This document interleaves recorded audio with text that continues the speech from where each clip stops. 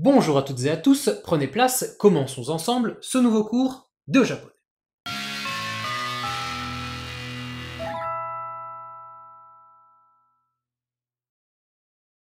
Aujourd'hui, on ne va pas faire un cours de vocabulaire traditionnel, mais on va étudier les unités de mesure. C'est un cours qui fait directement suite à celui sur les classificateurs numéros, donc assurez-vous de bien le voir après ce dernier.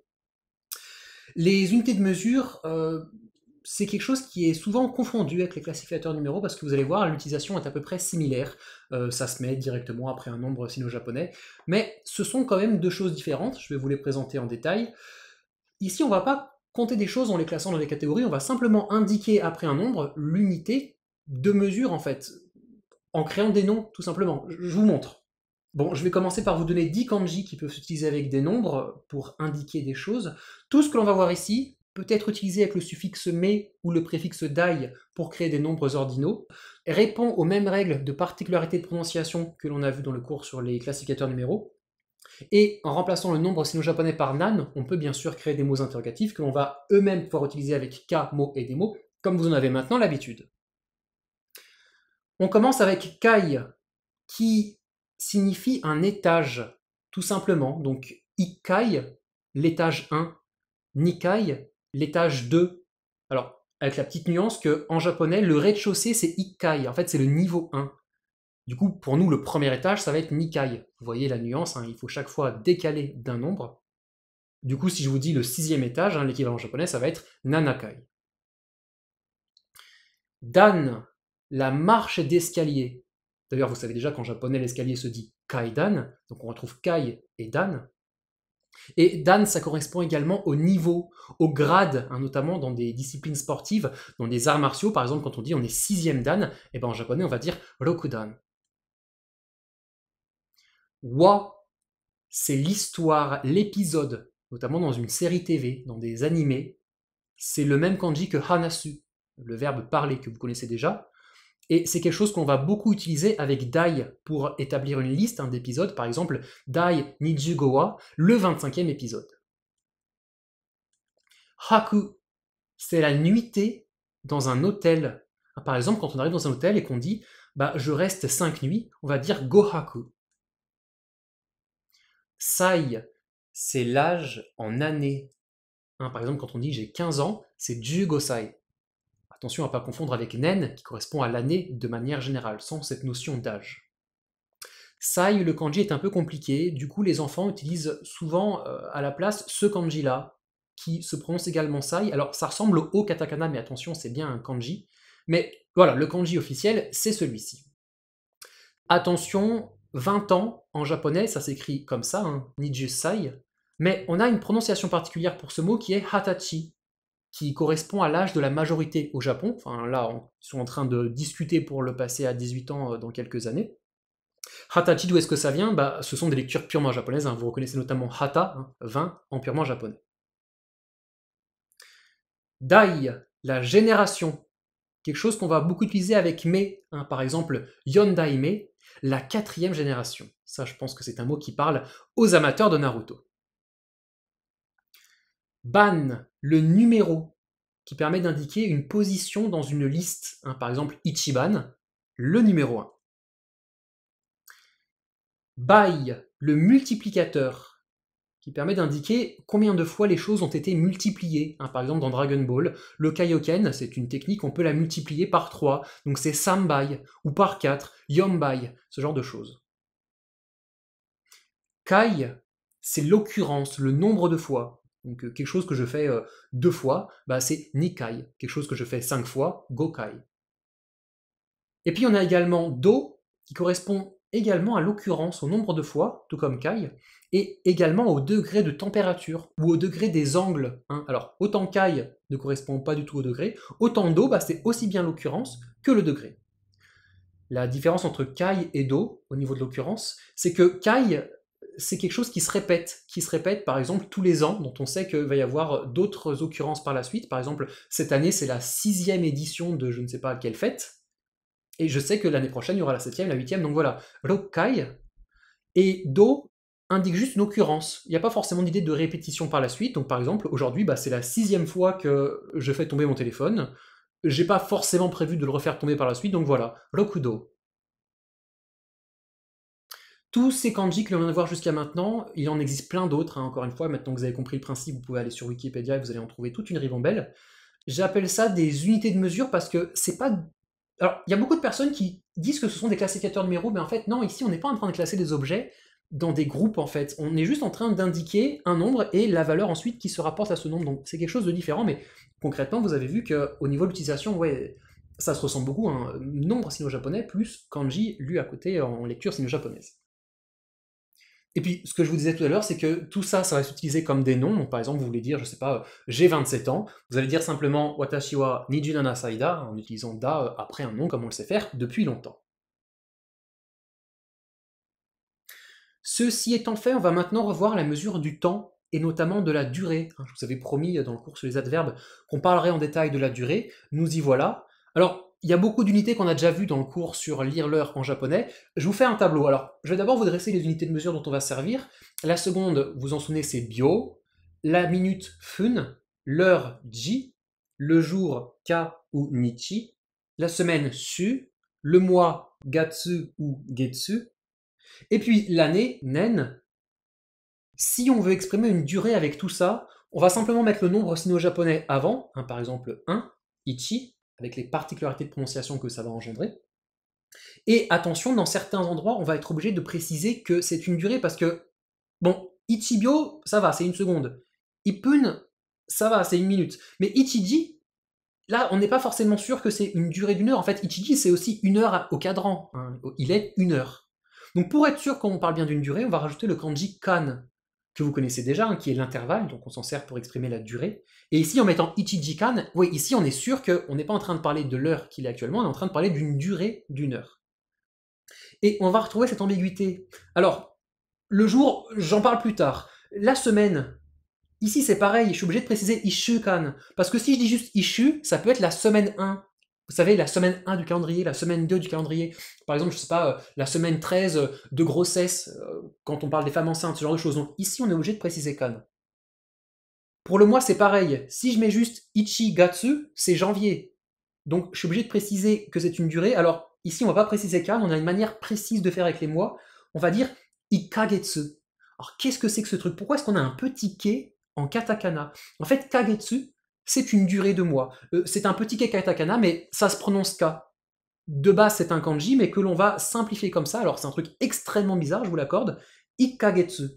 L'unité, c'est kagetsu. Du coup, voilà, ikagetsu, une durée d'un mois. Et puis pour l'année, on peut, si on veut, préciser kan, mais bon, ichinen, c'est l'an 1, si vous voulez. Vu qu'on ne parle pas souvent de l'an 1, on n'est pas forcément obligé de préciser kan, mais si on veut, on peut. Et de manière générale, sur bio et fun, on peut aussi, si on veut, préciser kan, comme ça on est sûr que l'on parle bien d'une durée. Pour les jours, comment ça se passe? Alors, une durée d'un jour, on dit ichinichi. Ici, pas d'ambiguïté, parce que le premier jour du mois, ça se disait tsuitachi, en purement japonais, vous vous souvenez. Et à partir du 2, on va reprendre le modèle des jours du mois en rajoutant kan à chaque fois après. Donc futsuka-kan, mikka-kan, yokka-kan, etc. Juichinichi-kan, juninichi-kan, etc. Bon, je sais, c'est un petit peu compliqué, mais une fois que c'est bien appris, tout se passe bien. Bien entendu, si l'on veut poser des questions sur la durée, on utilise nan à la place des nombres sino-japonais. Et puis, petit détail, quand on demande quelle heure, nanji, on est sur un complément de temps, mais vu qu'il s'agit d'un point précis dans le temps, là on va bien dire nanji ni. Hein, on va utiliser le ni qui permet d'indiquer un point précis dans le temps lorsque l'on va poser notre question. Tout ça, on va pouvoir l'exploiter de différentes manières. Pour indiquer la fréquence en japonais, alors la fréquence c'est une occurrence par rapport à une durée, on va utiliser kai, on va dire par exemple 2 fois par semaine, ishukan ni nikai. Hein, vous voyez, 2 fois dans une semaine, donc 2 fois par semaine. Et après, vous mettez l'occurrence que vous voulez par rapport à la durée que vous voulez, hein, pour créer la fréquence que vous voulez. Pour dire il y a, par exemple, il y a une semaine, on reprend la durée et on va dire ishukan mae. Et puis pour dire dans une semaine, ishukan go. Alors attention, autant mae on utilise la lecture purement japonaise, autant ici on utilise la lecture sino-japonaise. Et une fois que vous maîtrisez bien ces mots, on peut encore creuser depuis une semaine. Je récupère mes formulations en il y a, et puis je rajoute kara après. Ishukan mae kara. Et puis jusqu'à dans une semaine, je récupère mes formulations avec dans, et je rajoute made. Ishukango made. Voilà, tout ça, ça fait plein de petits mots de vocabulaire très utiles. Ce tableau, je pense qu'il est super important quand on veut se situer dans le temps, quand on veut notamment exprimer des durées. Donc voilà, maintenant qu'on l'a vu en détail, vous allez pouvoir vous faire plaisir. Bien entendu, tout ça, on va encore pouvoir l'utiliser avec le suffixe me et le préfixe dai pour créer des nombres ordinaux. Et alors, éventuellement, pour compter des mois, on a une manière purement japonaise qui est hitotsuki, futatsuki, mitsuki, yotsuki. Les suivants, on peut également les utiliser, mais en général, on va surtout utiliser les premiers mois, 1, 2, 3, 4, et pas trop plus. Voilà, ça, si jamais vous l'entendez, ça existe, c'est possible, mais si vous ne voulez pas vous prendre la tête, utilisez ikagetsu, nikagetsu, sankagetsu, comme on l'a vu tout à l'heure. Maintenant qu'on a vu tout ça en détail, on va enfin pouvoir passer aux unités de mesure telles que vous les connaissez bien, telles que vous les avez étudiées en primaire, au collège, au lycée. Vous savez tout ce qui est mètre, gramme, ce genre de choses. Alors, on va commencer très simple avec le mètre et le gramme. Tout ça, ce sont des mots qui vont être katakanisés. Donc, on a metoru et gramme. Quand on les utilise avec des nombres, on peut écrire par exemple 20 mètres niju metoru, ou utiliser le symbole niju metoru, mais qu'on va écrire avec le M, le symbole international. Du coup, c'est pareil pour le gramme, on peut utiliser le G. Kilomètre, kilomètoru, avec le symbole KM. Kilogramme, kilogramme, avec le symbole KG. Et en général, bon, comme en français, on dit juste kilo. Donc en japonais, kilo. Et du coup, ça dépend du contexte. Soit on est en train de parler d'une longueur, et à ce moment-là, on comprend qu'il s'agit de kilomètres. Soit on est en train de parler d'une masse, et à ce moment-là, on comprend qu'il s'agit du kilogramme. Alors, kilo, ça se dit uniquement à l'oral ou en katakana, mais quand on veut l'écrire en romaji, on écrit bien sûr km ou kg. Là, on est obligé de préciser. Pour ces unités, il existe des caractères japonais qui reprennent les katakana et qui les condensent en un seul caractère. Regardez, metoru, gramme, kilomètoru, kilogramme et kilo.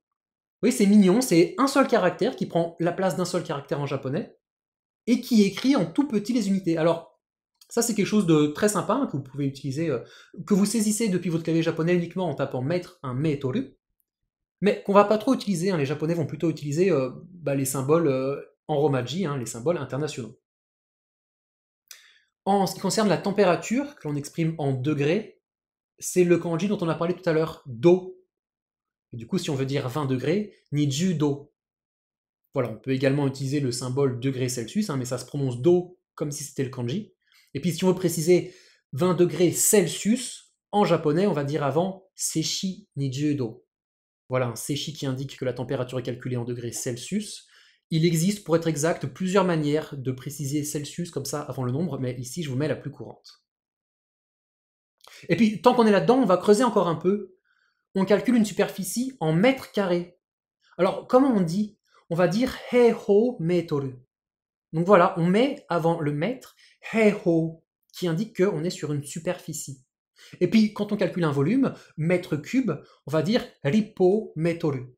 Voilà, rippo indique que l'on est sur un volume. Je continue, je veux indiquer une vitesse en kilomètres par heure. Alors comment je vais dire ça en japonais? Bon, je mets déjà mon kilomètre, kilométoru, et par heure, je vais dire maiji. Bon, l'heure, vous reconnaissez, et en fait, mai, c'est le kanji qui veut dire chaque, qu'on a déjà vu dans mainichi, chaque jour, mayasa, chaque matin. Et bien ici, c'est le nombre de kilomètres chaque heure. Donc le kilomètre par heure. Kilométoru, maiji. Du coup, si je veux dire par exemple les mètres par seconde, ça va être metoru maibyo. Vous comprenez bien le principe, le nombre de mètres chaque seconde. Alors, là, je vous indique encore comment on va lire ça, mais encore une fois, on va tout écrire avec les symboles du système international, donc km/h, m/s. Mais pour lire ça en japonais, vous avez besoin de savoir que ça se dit kilométoru maiji, metoru maibyo. Encore une fois, pour certaines unités, on a directement un seul caractère qui existe en japonais, mètre carré, mètre cube et mètre par seconde. Bon, on complique un peu les choses.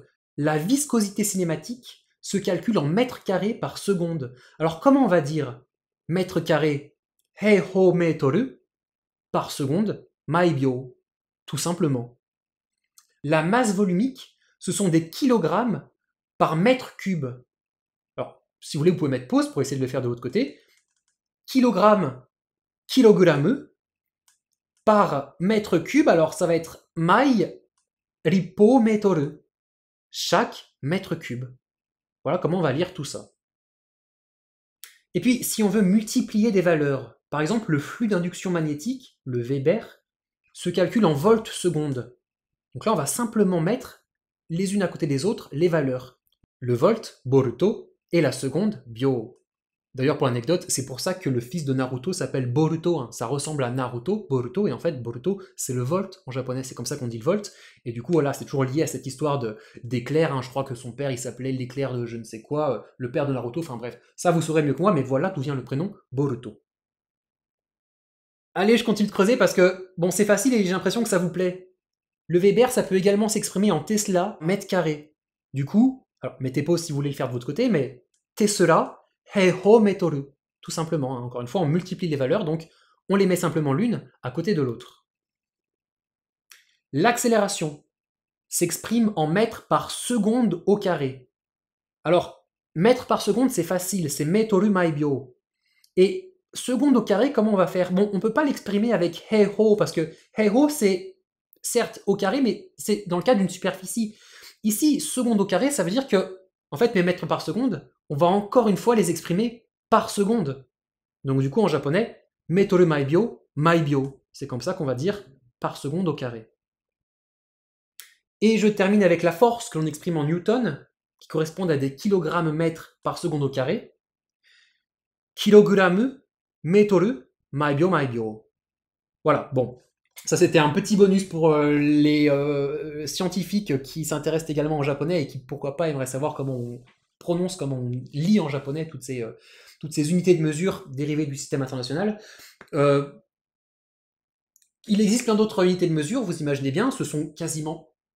Allez, ce sont toutes des mots katakanisés. Allez, il y en a peut-être une ou deux, je sais pas, faudrait que je regarde, mais bon, vous voyez tout à l'heure, le degré, ça se dit do, c'est un kanji. Mais en général, ce sont tous des mots katakanisés, donc si jamais vous voulez vous faire plaisir, vérifiez quand même sur Wikipédia et puis vous verrez comment ça se passe, vous aurez la liste officielle avec les mots exacts.